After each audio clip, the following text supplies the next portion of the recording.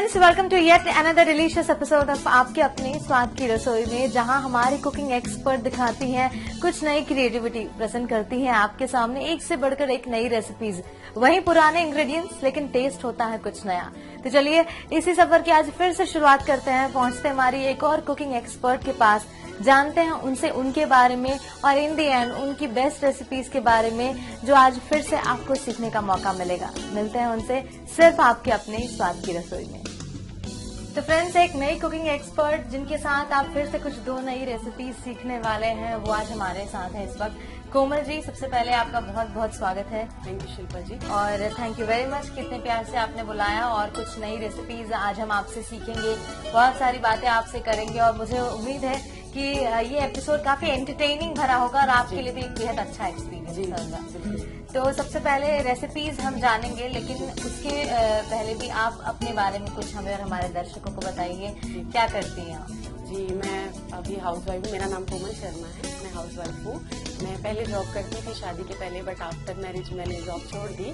और मेरे यहाँ हस्बैंड को बहुत ज्यादा मतलब कुकिंग का भी और खाने पीने का बहुत शौक है, इसीलिए मैंने मतलब आफ्टर मैरिज ही सारा कुछ सीखा। पहले नहीं आता? पहले उतनी ज्यादा मुझे कुकिंग नहीं आती थी। मैंने अपने मदर इन लॉ से, मैंने अपनी मम्मी से सारा कुछ सीखा। बहुत सारी चीजें मैंने अपने हस्बैंड से सीखी और वो भी कुकिंग करते हैं, उनको भी बहुत इंटरेस्ट है और मुझे भी इंटरेस्ट आ गया उनकी वजह से। ऐसा इंटरेस्टिंग टू हियर कि आपने कुकिंग अपने हस्बैंड से सीखी। जी जी जी, ये एक अच्छी चीज है। तो फिर आज जब आपने सोचा हो कि मैं क्या कुछ नया बनाऊं, तो उनका सजेशन आया वगैरह? जी बिल्कुल आया था। उनको पराठे का बहुत शौक है। हाँ। और नाश्ते में वो पराठा ही लेना पसंद करते हैं। तो मैं डिफरेंट टाइप के उन्हीं के लिए मैंने उनके लिए डिफरेंट टाइप के पराठे बनाने सीखे। अच्छा, तो आज उनमें से क्या बता रहे हैं हमारे साथ? ये स्नैक्स के लिए अपन, ये जो बच्चे वेफर्स वगैरह पसंद करते हैं, स्पेशली ये बच्चों के लिए है वैसे तो। और जो वेफर्स और कुरकुरे ये जो बच्चे पसंद करते हैं, उसी इंग्रेडिएंट्स को मैंने मिला के एक पराठा तैयार किया है, एक टाइप का। और पहली रेसिपी वो है और दूसरी रेसिपी मेरी है फरा, जो छत्तीसगढ़ी डिश है, जो छत्तीसगढ़ी काफी फेमस है। और अभी सिर्फ छत्तीसगढ़ में नहीं बल्कि कहना चाहिए कि ऑल ओवर वर्ल्ड में काफी फेमस हो चुका है फरा। तो ये सारी चीजें हम करेंगे हमारी रसोई में, खूब सारी बातें भी करेंगे कोमल जी के साथ और जानेंगे कि जब पहली बार उन्होंने रेसिपी बनाई थी तब क्या नुक्स निकाले गए थे या फिर आप सक्सेसफुल हुई थी कि नहीं हुई थी। तो लेकिन उसके पहले हम पहुंचते सीधे आपकी रसोई में। जी। तो फ्रेंड्स, दोनों रेसिपीज की शुरुआत करने के लिए हमारे कुकिंग एक्सपर्ट कोमल जी बिल्कुल तैयार हैं और मैं भी तैयार हूँ। सारे इंग्रेडिएंट्स भी हमारे सामने हैं। तो कोमल जी, किस रेसिपी से हम शुरुआत कर रहे हैं? जी, आपकी जो मेरी रेसिपी है, ट्रेडिशनल रेसिपी है फरा, उसको मैंने एक अलग फ्लेवर दिया है, एक अलग लुक दिया है, जो चाइनीज लुक होगा और फ्लेवर होगा उसमें सारे वेजिटेबल्स होंगे और एक नए रूप में वो बनेगा।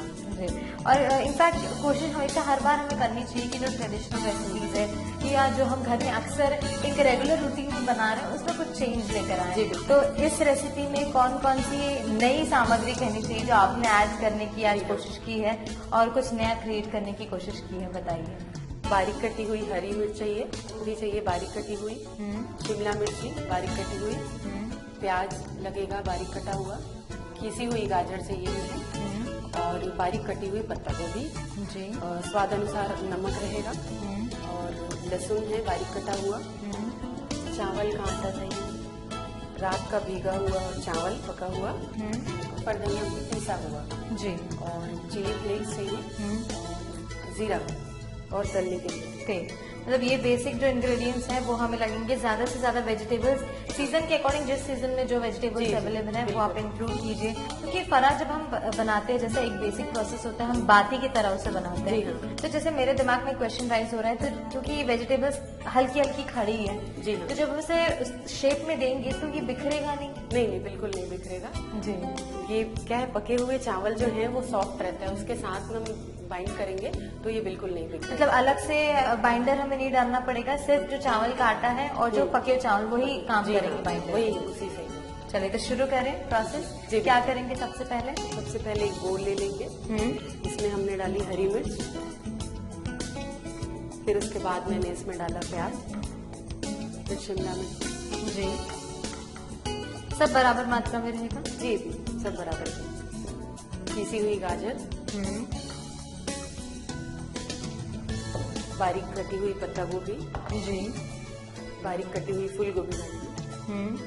और ये फ्लेवर के लिए हम इसमें फर धनिया की चटनी है, जी। सिर्फ फर धनिया को ही मैंने पीसा हुआ है। जी। फिर उसके बाद हम इसमें डालेंगे नमक, थोड़ा सा ऑयल भी इसमें डालेंगे। ये सारी चीजें पहले मिक्स करेंगे अच्छे से। सारे वेजिटेबल्स, साथ ही साथ ऑयल और जो हमने डाला है नमक, ताकि जी। मिक्स हो जाए। जी। तो ये पानी नहीं छोड़ेगा? नहीं नहीं, ये इसको तुरंत बनाना है, इसीलिए ये रखने से पानी छोड़ देगा। जी। इसमें डालेंगे चावल, ये रात का भीगा हुआ चावल हमने इसमें डाला। जी। ये सब फिर मिक्स करना है सबको। जी। चावल एकदम बारीक मैश होना चाहिए अच्छी तरह से। जी। क्योंकि हमें फरा बनाना है तो काफी बाइंडर का भी काम करेगा और सारी हाँ। चीजें मैश हो जाए, काफी बारीक बारीक हो तो टूटेगा नहीं। हाँ नहीं।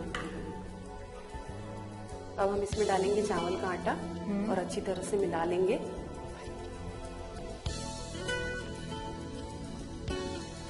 और क्योंकि ऑलरेडी इसमें मॉइस्चर है, हाँ। नमक डालने के बाद पानी भी छोड़ने लगता है, तो अलग से फिर हमें पानी की जरूरत भी नहीं पड़ती। नहीं बिल्कुल नहीं।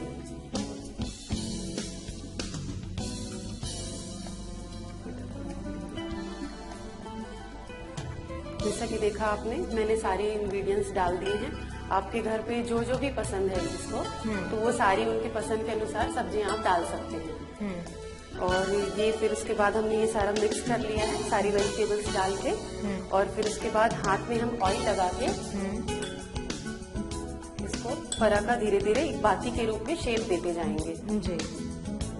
चावल का आटा अपने हिसाब से डालेंगे, क्योंकि चावल के आटे में कोई फ्लेवर नहीं होता, तो इसीलिए हमने ये सारी वेजिटेबल्स डाली है। और इसके साथ ही साथ मैंने पिसा हुआ धनिया डाला है, इसीलिए ताकि वो फ्लेवर आए और एक फ्रेग्रेंस रहे उसमें। जी।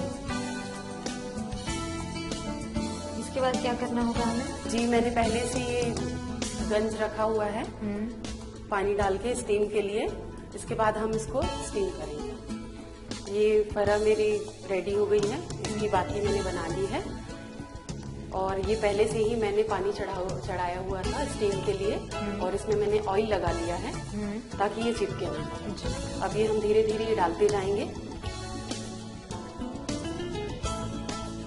तो अगर किसी के घर पे स्टीमर नहीं है तो इस तरीके से वो ट्रेडिशनल वे में घर पे आप steamer- इसको इडली के सांचे में बिल्कुल बना सकते हैं। जैसे ज्यादा लोगों के लिए यदि बनाते हैं तो आप बिल्कुल इसको इडली के सांचे में बना सकते हैं। कम लोगों के लिए बनाना है तो इसमें भी बना सकते हैं। अगर स्टीमर नहीं है तो आप बिल्कुल पोहे की जाली में बना सकते हैं। जी। फिर उसके बाद ये थोड़ा इसको ढक देंगे हम 10 मिनट के लिए, इसको पका लेंगे, भाप दे देंगे। थोड़ा सा कुछ हैवी चीजें रखेंगे इसमें। जैसा कि आप देख रहे हैं, मैंने ये रेडी कर लिया है स्टीम करके। और उसके बाद थोड़ा इसको हम ठंडा कर लेंगे। ठंडा करने के बाद ऐसे में तो ये बिल्कुल सिंपल लगेगा, इसलिए हम इसको थोड़ा स्पाइसी बनाने के लिए इसको थोड़ा सा फ्राई करेंगे। तो फ्राई करने के लिए हमें चाहिए इसके लिए ऑयल।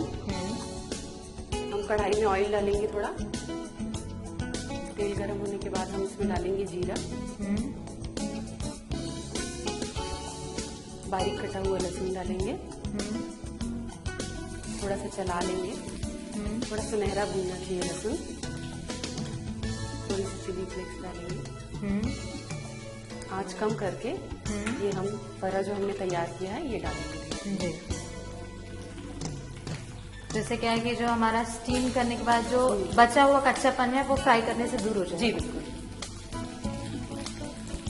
इसको चला लेंगे। जी। कितनी देर इसे फ्राई करना रहता है? इसको पूरा कुरकुरा सिकने तक कम से कम 10 मिनट इसमें लगेंगे। जी। तो जो हमारी थोड़ी बाहर की लेयर है वो क्रंची हो जाए। हाँ बिल्कुल। ये फरा हमारा सिक चुका है, अब हम इसको प्लेट में निकाल लेंगे। जी। आंच कम करके उसके बाद इसको सर्व करेंगे। जी। शिल्पा जी देखिए, हमारा फरा रेडी हो चुका है।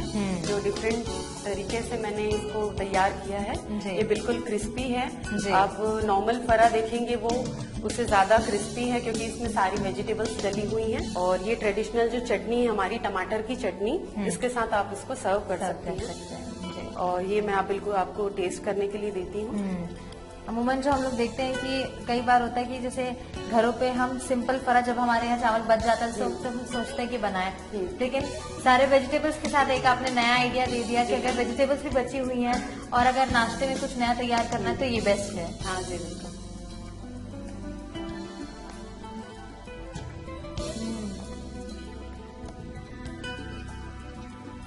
गांव में बहुत बनता है फरा जी बिल्कुल। तो मुझे जो आपने चटनी दी टमाटर की, उसमें से एक अलग सा अरोमा आ रहा है, एक फ्लेवर आ रहा है। और रही बात हमारी क्रिस्पी फरे की जो अभी हमने तैयार किया, मेरे सारे डाउट्स क्लियर हो गए और ये काफी ज्यादा अच्छा लग रहा है। मतलब अगर आप सुबह के नाश्ते में, और चिली फ्लेक्स से ज्यादा स्पाइसी भी नहीं हुआ, लेकिन एक डिफरेंट टेस्ट है ना, फीका लग रहा है ना ज्यादा स्पाइसी। तो अगर सुबह के नाश्ते में अगर इसे बनाया जाए तो आराम से आपका दिन कट सकता है, पेट भी भर जाएगा और आपके टेस्ट बड्स को कुछ नया टेस्ट मिलेगा। तो मैंने इस रेसिपी का स्वाद चख लिया और आने वाले कुछ दिनों में वैसे अपने घर पे ट्राई करने वाली हूँ। हमारे व्यूवर्स भी इसे ट्राई करेंगे क्योंकि काफी इजी है।